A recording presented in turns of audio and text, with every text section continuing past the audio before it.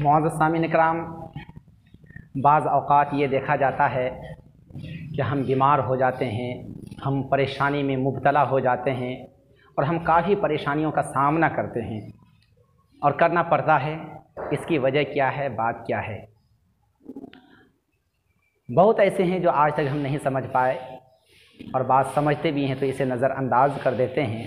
लिहाजा आज आइए मैं आपको बताऊं कि आपके घर में बीमारियां क्यों आती है, परेशानियां क्यों आती है, इसकी क्या वजूहात हैं। हज़रत, जब बीमारियां आती है तो इंसान के जिस्म के अंदर जब बीमारी आती है तो उनके जो बुरे अमाल होते हैं, गुनाह होते हैं, वो झड़ते हैं। और जब वो झड़ते हैं, जैसे जैसे वो झड़ते हैं गुनाह, तो अल्लाह तबारक व तआला उनके कब्र के अज़ाब से उन्हें महफूज फरमाता है और उनके नामाए अमाल को बुलंदी पे पहुंचाता है।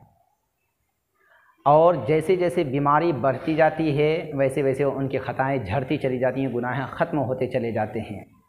लिहाजा एक मरतबा का वाक़या है कि हज़रत सैयदा आयशा सिद्दीक़ा रज़ियल्लाहु ताला अन्हा ने फ़रमाया कि मैं अर्ज़ गुज़ार हुई सरकार से, कही या रसूलुल्लाह सल्लल्लाहु अलैहि वसल्लम, मुझे उस आयत का इल्म है जो अल्लाह ताला की किताब में सबसे सख्त है, सबसे सख्त है। फरमाया कि ए आयशा, वो कौन सी आयत है?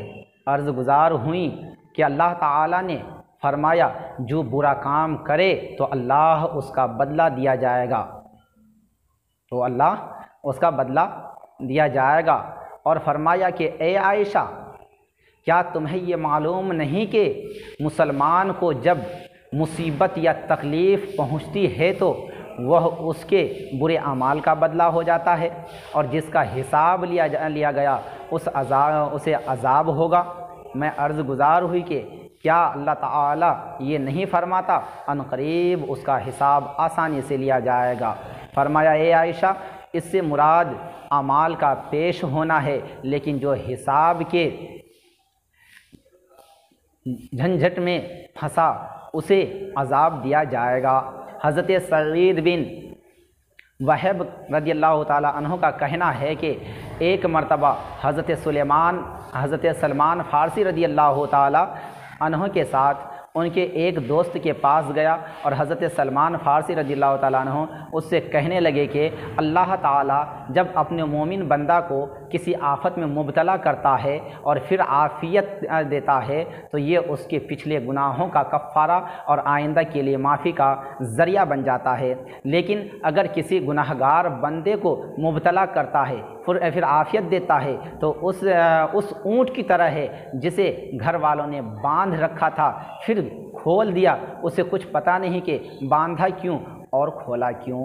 हज़रात मोहतरम, इस बात से आपने क्या समझा, क्या जहन में लिया? यानी कि जब आप बीमार होते हैं तो आपके गुनाह झड़ते हैं, आपके जो है आपकी परेशानियां घटती हैं, ख़त्म होती हैं। और अगर फिर जब बाद में ऐसा देखा जाता है कि आपके ऊपर बीमारी आई और फिर खुद चली गई, सख्ती आई चली गई और आपको पता भी नहीं चला, तो सरकार फरमाते हैं वो उस ऊँट की तरह है जिस तरह से कि एक ऊँट को बांधा गया और फिर उसे खोल दिया गया।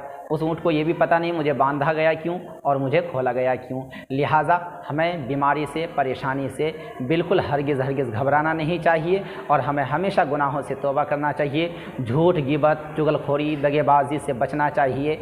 आपस में इत्तफ़ाक़ व इत्तेहाद से रहना चाहिए और शरीयत मुस्तफ़ा को पाबंदी के साथ अमल में लेना चाहिए। मसलक आला हज़रत के ऊपर सख्ती के साथ कायम व दायम रहना चाहिए। और अगर आपको हमारे ये बयान अच्छा लगा, अगर पसंद आया हो और बात शरीयत मुस्तफ़ा की है, अगर आपको शरीयत मुस्तफ़ा से प्यार है, मोहब्बत है, तो हमारे इस चैनल को यानी कि हसनी रज़वी यूट्यूब चैनल को सब्सक्राइब कर दें, बेल आइकन घंटी को दबा दें, लाइक करें, शेयर करें और कमेंट में अपनी राय ज़रूर दें ये बयान और ये बातें आपको कैसी लगी। और अगर आप पेज पे देख रहे हैं, फेसबुक पेज पे देख रहे हैं, तो हसनी रज़वी पेज को भी आप लाइक कर दें और हमारे जो है इस बयान को और इस वीडियो को जो है लाइक करें, शेयर करें और जहाँ तक हो सके अपने तमाम जानने वालों तक